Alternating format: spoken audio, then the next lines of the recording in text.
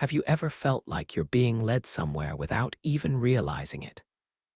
Like a conversation, a headline, a video subtly shaping your emotions, your thoughts, your beliefs, and by the time you notice, it's already too late. What if I told you there's a way to break free from this invisible influence? A way to take back control of your mind and see through the illusions that surround you daily? That's what philosophers have trained themselves to do for centuries. And today, you're going to learn how. The truth is, most people don't think. They react. They move from one emotional trigger to the next, believing what feels right in the moment, without questioning who planted that feeling or why. If you don't actively direct your thoughts, someone else will. The good news: philosophy isn't about memorizing ancient names or arguing over abstract theories. It's a practical, living toolset for mastering your own mind. And in a world filled with manipulation, it's one of the most valuable survival skills you'll ever develop. Let's start with the first step: recognizing your own mental traps. Every day, we fall into biases, invisible mental shortcuts that distort how we perceive reality. Confirmation bias makes you search for information that agrees with what you already believe. Negativity bias makes bad news stick in your mind longer than good news. The Dunning-Kruger effect makes people with the least knowledge feel overly confident, while those who truly understand something doubt themselves. Philosophers understood this before psychologists ever gave them names. That's why Socrates said, "The only true wisdom is in knowing you know nothing." The first step to thinking like a philosopher is admitting you could be wrong. The second step is to slow down. Manipulators rely on speed, quick headlines, viral slogans, shocking images, all designed to bypass your reasoning and hit you where you feel, not where you think. Philosophy teaches you to pause. Before reacting, ask, why am I feeling this? Who benefits if I believe this instantly? What are they leaving out? Slowing down gives you space to regain your sovereignty. Next comes one of the most powerful tools: questioning assumptions. Philosophers don't just accept what they're told, they interrogate it. Is this actually true? Is it always true? Could the opposite be true? Could this be an illusion? When someone says, "You have no choice," a philosopher asks, is that really so? When media says, "Everyone agrees," a philosopher wonders, who is everyone?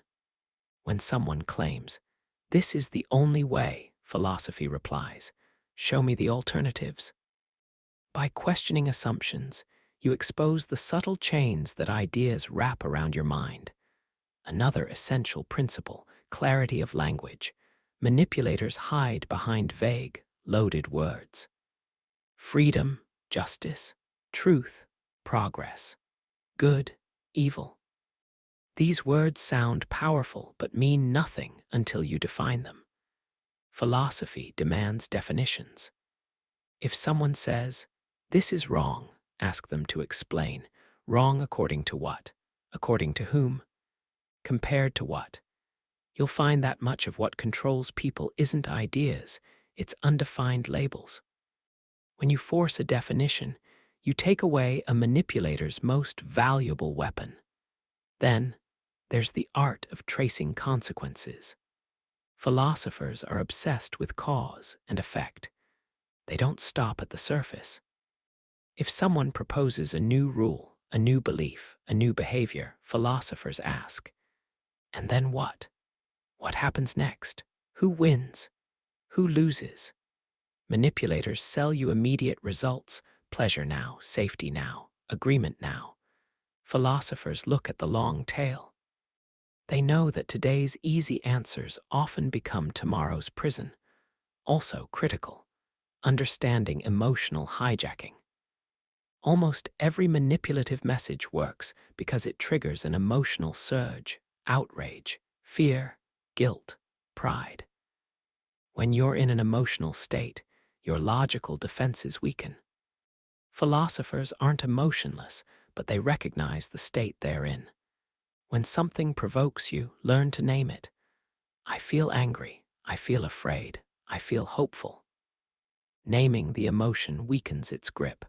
Then you can ask, is this emotion based on reality, or is it being used to control me? Another vital practice, looking for the missing pieces.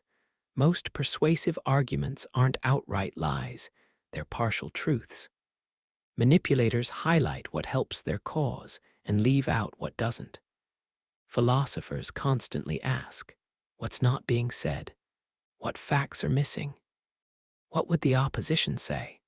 What's the hidden cost? This reveals the distortion in every one-sided message. Lastly, philosophers refuse to surrender their thinking to authority. Just because someone holds a title, a degree, a platform, or a uniform doesn't mean their ideas go unquestioned. Great thinkers examine ideas on their merit, not on who says them. They ask, is this logical? Is this backed by evidence? Is this consistent with what I know from other reliable sources? Authority bias is one of the oldest manipulative tactics, and one of the easiest to defeat when you're aware of it. If you master these practices, identifying biases, slowing down, questioning assumptions, defining terms, tracing consequences, recognizing emotional triggers, spotting omissions, and resisting authority bias, you'll be thinking like a philosopher. You'll notice how fast the world starts to look different, how manipulative language loses its power, and how ideas that once seemed unquestionable suddenly appear flimsy. And here's the truth they don't want you to realize. A person who thinks independently is dangerous, because when you see through their tactics, their control begins to collapse. Once you've started recognizing manipulative patterns in language, emotion, and authority, you'll realize how saturated our environment is with invisible influence. Everywhere you turn, someone is selling you not just products, but beliefs, fears, and identities. Philosophers have always known this. That's why they trained themselves to separate appearance from reality. And this is your next skill, distinguishing what seems true from what actually is. One powerful method for this is thought experiments. Philosophers love to imagine impossible or exaggerated situations to test ideas. What if the opposite of what you believe is true? What if you were born in a different time, a different culture, under different conditions? Would you still hold your current beliefs? If not, maybe they aren't as universal as you think. Thought experiments stretch the boundaries of your perception and force you to realize how much of what you think is inherited, not chosen. Another vital tool is pattern recognition. Manipulation leaves traces. Repeated slogans, recurring emotional appeals, and familiar crisis narratives appear again and again, just dressed differently. Once you train yourself to spot these patterns, it's like suddenly seeing the code behind reality. The philosopher's mind notices they always use fear before elections, or every marketing campaign promises you control over your life. When you name the pattern, you strip away its power. Then comes context awareness. No idea stands alone. Philosophers always ask, where did this idea come from? What problem was it trying to solve? What historical forces shaped it? Ideas can be tools of liberation or tools of control, depending on who's wielding them and why. The same concept can mean freedom in one era and oppression in another. If you don't know the context, you risk becoming a pawn in a game you don't even know you're playing. Another essential principle is epistemic humility, the practice of admitting you don't know. The manipulative mind thrives on fake certainty. This is the truth. The debate is over. There's no other way. Philosophers, on the other hand, are comfortable saying, I'm not sure yet. This isn't weakness, it's strength. Because when you resist the rush to false certainty, you stay flexible, open to evidence, and immune to emotional manipulation that demands instant allegiance. You should also learn to distinguish opinion from knowledge. Just because someone feels strongly about a topic doesn't mean they understand it. Philosophy demands clear standards for what counts as evidence, expertise, and reasoning. Next time you hear a bold claim, ask yourself, is this person an expert? Are they presenting facts or interpretations? Is the reasoning sound? Most of what passes for public debate today is just opinion dressed up in confidence. A tool that every philosopher uses is reverse reasoning. Instead of starting with your conclusion and finding evidence to support it, start with the evidence and see where it logically leads, even if it challenges your preferences. If a new fact contradicts your belief, do you dismiss it, or do you adjust your belief? Philosophers adjust. Manipulated minds deny. The more often you practice reverse reasoning, the harder it becomes for others to plant unquestioned ideas in your mind. Another essential discipline is recognizing loaded language. Words aren't neutral. The way something is framed shapes how you feel about it. Is it a freedom fighter or a terrorist? An unfortunate mistake or a deliberate betrayal? Philosophers notice the loaded words in every sentence and ask, what alternative word could describe this event? This instantly removes the emotional charge and lets you examine reality without the manipulator's chosen frame. Next, learn to separate correlation from causation. Just because two things happen together doesn't mean one caused the other. Manipulators thrive on this illusion. Whenever X happens, Y follows. Therefore, X caused Y. A philosopher asks, is there a third factor at play? Could this be coincidence? Is there real evidence of causation? This simple habit saves you from falling for statistical illusions and propaganda claims. Philosophers also train themselves to be skeptical of easy explanations. If a solution to a complex problem is quick, clean, and emotionally satisfying, it's probably manipulation. The world is messy. Human nature is contradictory. Beware anyone who offers you a simple villain or a flawless hero. Instead, look for nuance. Complexity is uncomfortable, but it's where truth hides. Next, you must learn to identify appeal to the crowd. Everyone's doing it has been used for centuries to pressure people into conformity. But philosophers know that the number of believers doesn't equal the strength of an idea. History is full of mass delusions and dangerous consensuses. The question isn't how many people believe something. It's whether it holds up under scrutiny. Train yourself to resist crowd pressure by imagining you lived in the past, when what was popular was often morally indefensible. What would you have done then? Would you have the courage to stand alone? Philosophy helps you practice that now. Another essential tool is tracking contradictions. Manipulators often contradict themselves because they serve multiple agendas at once. Philosophers notice these inconsistencies.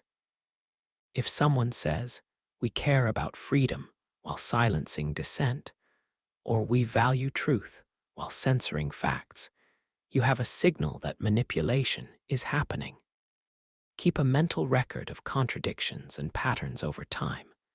It reveals agendas no slogan ever admits. Lastly, in this section, philosophers use memento mori, the reminder of death, to clear their thinking. When you remember that your time is limited, trivial manipulations lose their grip. You realize how much of life is wasted on manufactured outrage, petty divisions, and artificial fears. Philosophy asks, would this still matter on your deathbed? If not, why let it control you now? It's a perspective shifter that instantly clarifies what deserves your attention. Now that you've begun to sharpen your awareness of mental traps, emotional manipulation, and the patterns beneath persuasive language, it's time to turn that awareness into a daily discipline. Philosophy isn't something you do once in a while. It's a way of walking through the world. And when you practice it consistently, you don't just protect yourself from being controlled, you start to see possibilities others miss. One powerful daily habit is asking better questions. Manipulated minds accept the questions they're given. Philosophers invent their own.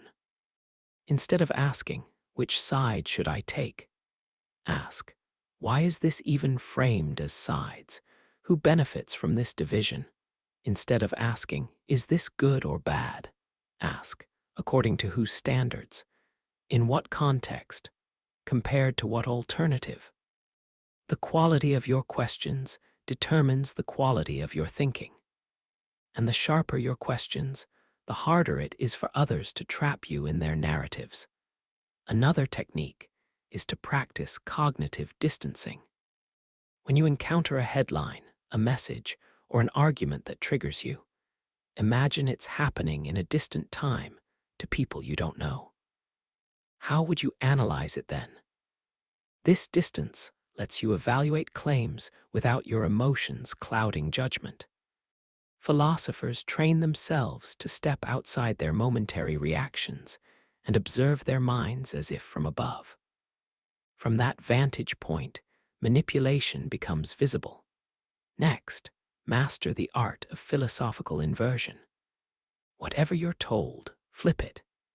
If someone says, "This is dangerous," consider, what's the danger in avoiding it? If someone claims, "This person is a hero," ask, what flaws are being hidden? Inversion doesn't mean you automatically believe the opposite. It means you refuse to accept narratives at face value. It reveals blind spots and assumptions that lazy thinking overlooks. Another essential habit is prioritizing principles over popularity. Most people, without realizing it, shape their views based on what's socially acceptable. Philosophers commit to following ideas to their logical end, whether they're popular or not. The measure of an idea's worth isn't how many people support it, but whether it holds up to reason and evidence. If you're afraid to say what you think because it might be unpopular, that's a signal manipulation is working. Philosophy gives you the courage to think, speak, and act in alignment with truth, not approval. Then, make a daily ritual of seeking out opposing viewpoints. Not to argue, but to understand. Philosophers knew that you don't strengthen your thinking by hiding from discomfort. You grow by engaging with ideas that challenge you. Find people whose views offend you, and instead of reacting, ask, why do they believe this? What experiences shape them? What if they see something I don't? Even if you disagree, you'll sharpen your reasoning, uncover hidden assumptions, and build intellectual resilience. Another timeless practice is detaching identity from ideas. Manipulators control people by making them identify with positions. If you question this belief, you betray your group, your family, your people. Philosophers refuse to let any idea own them. Ideas are tools, not identities. You can hold a belief today and discard it tomorrow if new evidence appears. That freedom terrifies manipulators. Because when you detach identity from belief, you can't be shamed, guilted, or pressured into submission. You'll also want to develop mental minimalism. Philosophers understood that clarity thrives in simplicity. Manipulators overwhelm you with information, opinions, and crises, hoping you'll give up critical thought and follow the loudest voice. Mental minimalism means focusing on what actually matters. What's the principle at stake? What's the evidence? What's the likely outcome? Strip away the noise, and the manipulation falls apart. A crucial practice for clarity is revisiting first principles. Instead of debating surface issues, ask, what assumptions is this argument built on? Are those valid? If not, the whole argument collapses. Manipulators rarely want you examining first principles because it reveals the rotten foundations beneath attractive ideas. Philosophers start at the roots, not the leaves. Finally, remember this. The philosopher's mind is always unfinished. Every answer leads to more questions. Every certainty invites doubt. But far from being a weakness, this makes you unmanipulable. People controlled by false certainty are easy to steer. Those who live comfortably with ambiguity and inquiry are impossible to cage. If you integrate these habits, asking sharper questions, distancing from emotion, inverting narratives, prioritizing principles, embracing discomfort, detaching from labels, simplifying focus, revisiting first principles, and valuing open-ended inquiry, your mind transforms. You stop being a product of your culture and become a sovereign thinker. And when you do that, you won't just resist manipulation. You'll begin to see through the very structures that shape society, culture, politics, and belief systems. You'll notice how myths are built, how crises are manufactured, how moral panics are engineered. Philosophy gives you a vantage point no manipulator wants you to reach. So here's your challenge. Which of these mental habits will you start practicing today? Drop your answer in the comments. Will you begin by questioning assumptions, watching for loaded language, revisiting first principles, or confronting a belief you've never questioned? Choose one, share it below, and let's build a community of thinkers who refuse to be manipulated. Because in a world that profits from your confusion, your clarity is rebellion.